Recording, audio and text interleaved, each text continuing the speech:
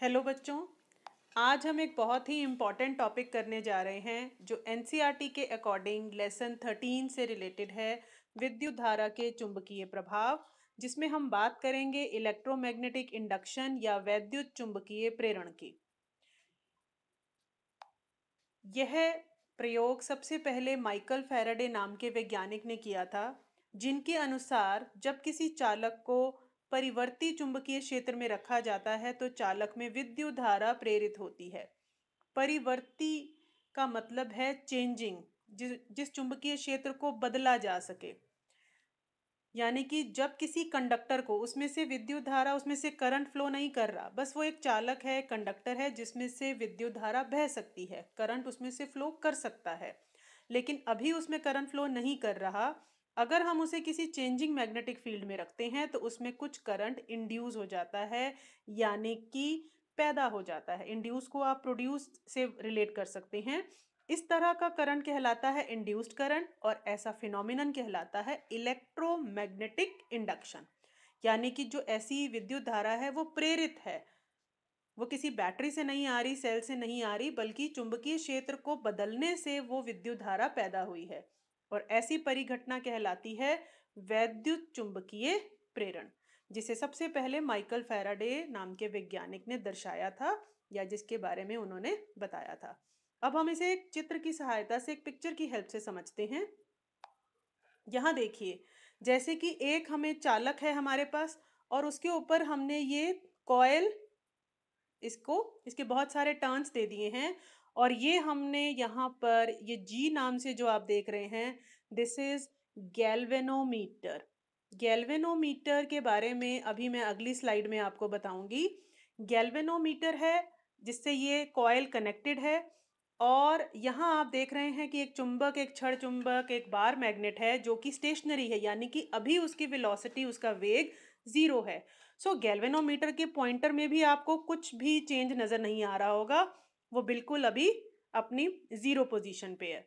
Now जब हमने इस मैग्नेट को इस कॉयल की ओर मूव किया तो आप नोटिस करते हैं कि गैल्वेनोमीटर में डिफ्लेक्शन होता है, इसकी सुई, इसका पॉइंटर विक्षेपित होता है, अपनी जगह से हिलता है। फाइन। अब हम यहाँ पर इस चुंबक को, इस मैग्नेट को फिर से स्टेशनरी कर देते हैं, यानी कि इसकी वेलोसिटी फिर से 0, ये रुका हुआ है। तब गैल्वेनोमीटर की सुई फिर से स्टेबल अपनी 0 पोजीशन पे आ जाती है। Now in the fourth picture, यहाँ हम मैग्नेट को ऑपोजिट डायरेक्शन में लेके जा रहे हैं। सेकेंड वाली पिक्चर में क्या था कि हम उसे टूवर्ड्स कॉयल ले जा रहे थे। अब ये जो फोर्थ वाली पिक्चर है, इसमें हम इसे कॉयल से दूर ले जा रहे हैं। Again there is deflection in the galvanometer, इसकी सुई विक्षेपित हुई, लेकिन इसकी दिशा सेकंड वाली से ऑपोजिट है, क्योंकि मैग्नेट को मूव करने की डायरेक्शन भी ऑपोजिट है। सो गैल्वेनोमीटर में डिफ्लेक्शन ये शो करता है कि करंट कॉयल में इंड्यूस हुआ, विद्युत धारा प्रेरित हुई जब हमने उसके पास कोई चुंबकीय क्षेत्र को बदला। क्योंकि जब आप इसे मूव कर रहे हैं, इसका मतलब आप उसकी रेखाओं के पैटर्न में कुछ चेंज ला रहे हैं। There is change in the pattern of magnetic field line, the magnetic field is being changed. और जब कोई मैग्नेटिक फील्ड में चेंज होता है तो उसे हम मैग्नेटिक फ्लक्स कहते हैं, जिसकी वजह से कॉयल में करंट इंड्यूस हुआ। अब एक बार गैल्वेनोमीटर की डेफिनेशन देखते हैं। It is an instrument which detect the presence of current in the circuit, कि सर्किट में करंट फ्लो कर रहा है यह या नहीं, ये उसकी प्रेजेंस को डिटेक्ट करता है, ये पता लगाता है कि करंट फ्लो कर रहा है या नहीं। दोबारा से लास्ट स्लाइड में देखेंगे, डिफ्लेक्शन होने का मतलब ही ये है कि करंट इसमें फ्लो किया। जब इसका पॉइंटर 0 पे है तब करंट फ्लो नहीं कर रहा, लेकिन जब ये डिफ्लेक्ट करती है इसकी pointer, it means current flow किया। तो करंट की डायरेक्शन सेकंड फिगर में इस तरफ है, और दूसरी डायरेक्शन में जब गैल्वेनोमीटर की जो नीडल है, पॉइंटर है, वो ऑपोजिट डायरेक्शन में डिफ्लेक्ट कर रहा है, इसका मतलब करंट की डायरेक्शन भी ऑपोजिट है। यहां भी हम इसकी एक बार डिफ्लेक्शन देखते हैं।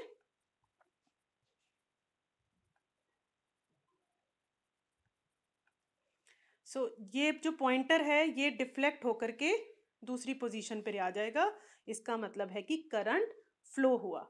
जब डिफ्लेक्शन होता है गैल्वेनोमीटर की नीडल में, पॉइंटर में, इट मीन्स कि करंट उस समय फ्लो कर रहा है, तो ये उसी की प्रेजेंस को डिटेक्ट करता है। तो जैसे ही पॉइंटर हिलेगा इट मीन्स करंट फ्लो हुआ। अब इसी तरह का एक और फिनोमिनन है कि हमने अब एक बार मैग्नेट नहीं लिया, हमने एक ऑलरेडी करंट से जुड़ी हुई जो कंडक्टर है वो ले लिया। यहाँ पे दो कंडक्टर्स हैं, ये फर्स्ट कॉइल है, ये सेकंड कॉइल है।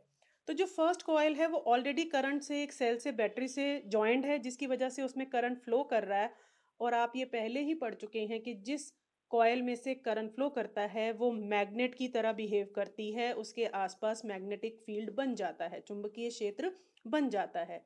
जब ये मैग्नेटिक फील्ड, जब हम यहाँ करंट इंड्यूस करेंगे, जब हम करंट फ्लो करवाएंगे यहाँ बैटरी से, सो यू विल नोटिस कि जो सेकंड वाली कॉइल है उसमें जो गैल्वेनोमीटर से जॉइंड है, ये गैल्वेनोमीटर है, इसकी नीडल में डिफ्लेक्शन शो होगा, डिफ्लेक्शन ऑब्जर्व करेंगे।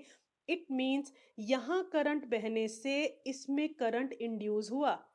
फाइन, क्योंकि जैसे ही हम इसमें से करंट फ्लो कराएंगे, ये जो सेकेंड वाली कॉइल है इसके आसपास मैग्नेटिक फील्ड में चेंज होगा, एक नया मैग्नेट इसके पास आ गया, तो इसके आसपास की जो लाइंस हैं उनमें चेंज होगा, जिसकी वजह से गैल्वेनोमीटर की पॉइंटर डिफ्लेक्ट होगा, यानी कि इसमें से करंट फ्लो करेगा। So this is electromagnetic induction. विद्युत धारा प्रेरित करने के तरीके, the ways to induce current. क्या तरीके होते हैं करंट को इंड्यूस करवाने के? पहला है place the conductor in changing magnetic field, क्योंकि दो चीजें हैं हमारे पास, कंडक्टर और एक मैग्नेटिक फील्ड। वो मैग्नेटिक फील्ड किसी परमानेंट मैग्नेट का भी हो सकता है, वो कोई करंट कैरिंग कॉइल भी हो सकती है। सो या तो मैग्नेटिक फील्ड को चेंज करिए और करंट कंडक्टर को स्टेबल रखिए, स्टेशनरी रखिए। दूसरा तरीका है कि कंडक्टर को मूव करो और जो मैग्नेटिक फील्ड है वो स्टेशनरी रखो, यानी कि मैग्नेट, अगर आपने बार मैग्नेट लिया है तो उसे मत हिलाओ, उसे मत मूव करो, कंडक्टर को मूव कर दो। और फर्स्ट वाले मेथड में था कि हम कंडक्टर को नहीं हिलाएंगे, हम उस बार मैग्नेट को ही उसकी तरफ या उससे दूर ले जा करके मूव करेंगे। सो किसी एक चीज के मूव होने से दूसरी चीज में मैग्नेटिक फ्लक्स प्रोड्यूस होता है, यानी कि मैग्नेटिक फील्ड उसका चेंज होता है, दैट्स वाई उसमें करंट इंड्यूस हो जाता है। Induced potential difference, the potential difference, आपको पता है कि जब तक दो एंड्स के बीच में पोटेंशियल डिफरेंस नहीं है, जैसे इसका V1 है इसका V2 है, तो जब तक इस पोटेंशियल में डिफरेंस नहीं है तब तक करंट फ्लो नहीं कर सकता। सो ऐसा पोटेंशियल डिफरेंस जो कि कॉइल में इंड्यूस हुआ, ये पोटेंशियल डिफरेंस जब तक इंड्यूस नहीं होगा तब तक करंट भी फ्लो नहीं करेगा, due to change in the magnetic field. वही बात है कि जो मैग्नेटिक फील्ड चेंज किया तो करंट फ्लो किया, और जो पोटेंशियल डिफरेंस प्रोड्यूस हुआ वो इंड्यूस पोटेंशियल डिफरेंस है। प्रेरित विभवांतर, हिंदी में इसे बोलते हैं किसी कुंडली के परिवर्ती, यानी कि उसके आसपास जो चुंबकीय क्षेत्र है अगर वो बदलता है किसी कारण से, तो उसके कारण से दूसरी कुंडली में विभवांतर पैदा होता है या प्रेरित होता है, जिसे प्रेरित विभवांतर कहते हैं। तो इस प्रकार इलेक्ट्रोमैग्नेटिक इंडक्शन का यूज, मतलब ये जो करंट हम इंड्यूस करवाते हैं, इसका यूज कहाँ पर है? इलेक्ट्रिक जनरेटर्स में। जनरेटर्स का नाम आपने सुना होगा, जो मैकेनिकल एनर्जी को इलेक्ट्रिकल एनर्जी में कन्वर्ट करते हैं। आपने मोटर के बारे में पढ़ा था, उसमें इलेक्ट्रिकल एनर्जी जो थी वो मैकेनिकल में कन्वर्ट हो रही थी, यानी कि जब हम स्विच ऑन करते हैं तो कॉइल घूमती है। इसमें क्या है कि हम कॉइल को घुमाएंगे, बल लगाएंगे उस पर, तो करंट प्रोड्यूस होगा, यानी कि इलेक्ट्रिकल एनर्जी प्रोड्यूस होगी। और ऐसा ट्रांसफार्मर में भी होता है, दोनों में हम इंड्यूस्ड करंट का यूज करते हैं, यानी इलेक्ट्रोमैग्नेटिक इंडक्शन। वैद्युत प्रेरण, इसमें आ जाएगा इलेक्ट्रोमैग्नेटिक, वैद्युत चुंबकीय प्रेरण का प्रयोग किया जाता है इस प्रिंसिपल का। अब ये आपके सामने बहुत इंपॉर्टेंट रूल है, फ्लेमिंग का राइट हैंड रूल। आपने जब मोटर वाला टॉपिक किया था तो उसमें यहाँ पर राइट की जगह लेफ्ट था, बिल्कुल सेम इसकी स्टेटमेंट आएगी जैसा आपको शो किया गया है। ये राइट हैंड की 3 फिंगर, जिसमें अंगूठा और ये आपकी सेंट्रल फिंगर, तो सेंट्रल फिंगर और first finger and the central finger, इन तीनों को इस तरह से स्ट्रेच करना है कि तीनों एक दूसरे के म्यूचुअली परपेंडिकुलर हों, यानी तीनों के बीच में 90 डिग्री का एंगल बन रहा हो। फाइन। अब यहाँ पर हम ध्यान देंगे कि अगर फर्स्ट फिंगर, F से F को आप लर्न रखेंगे, F फर्स्ट फिंगर, यानी कि फील्ड, मैग्नेटिक फील्ड, चुंबकीय क्षेत्र की दिशा दर्शाती है। If the first finger indicates the direction of magnetic field and the thumb indicates the direction of force या बल दर्शाता है, तब सेंट्रल फिंगर करंट की, यानी कि इंड्यूस्ड करंट की, यहाँ C से C को रिलेट करेंगे, तब सेंट्रल फिंगर करंट की डायरेक्शन में इंडिकेट करेगी। यानी कि जब इन दोनों की जो डायरेक्शन है वो तो हमें पता है, और हमें किसकी पता लगवा रहे हैं, किसकी डायरेक्शन के लिए हमने ये रूल यूज किया है, करंट की डायरेक्शन के लिए, कि करंट किस डायरेक्शन में फ्लो करेगा। अगर हमें मैग्नेटिक फील्ड की डायरेक्शन पता है और हमें बल की या फोर्स की डायरेक्शन ऑलरेडी नोन है, तब हमें किसकी डायरेक्शन पता चलेगी, करंट की, विद्युत धारा की।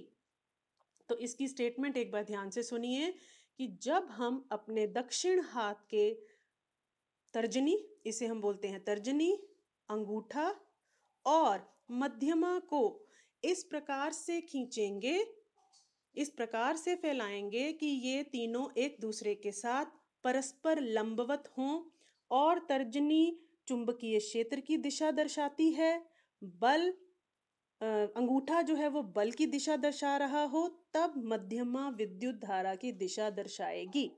If we stretch thumb, first finger and the central finger of our right hand in such a way that they are mutually perpendicular to each other, and the first finger indicates the direction of magnetic field, thumb is indicating the direction of force, then the central finger will indicate in the direction of current, the induced current. Fine. So आपने जो future tense use करना है वो current वाले direction के साथ करना है, बाकी दोनों की डायरेक्शन, फील्ड की और फोर्स की डायरेक्शन ऑलरेडी नोन है।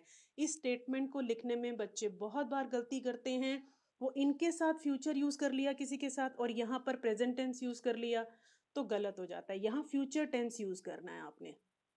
फाइन, फ्यूचर टेंस की इसकी दिशा हमें पता चलेगी। So this was all about electromagnetic induction and Fleming's left hand rule, Fleming right hand rule। और जब मोटर की बात आती है तो हम लेफ्ट हैंड रूल यूज करते हैं। इन दोनों में से एक रूल डेफिनेटली एग्जाम में आता ही आता है फॉर 2 मार्क्स, जिसमें आप स्टेटमेंट भी लिखते हैं और इस तरह से एक डायग्राम भी बना करके सारी डायरेक्शंस को इंडिकेट करते हैं। सो डू प्रैक्टिस, प्लीज़ इस टॉपिक को अच्छे से रिवाइज करिए, प्रैक्टिस करिए, बार बार पढ़िए, बिकॉज ये थोड़ा सा डिफ़िकल्ट लगता है बच्चों को, लेकिन सब चीज़ें ईजी हो जाती हैं जब आप प्रैक्टिस करते हैं, जब आप रिपीट करते हैं चीज़ों को। So till the next worksheet, till the next video, goodbye, good luck and thank you for watching.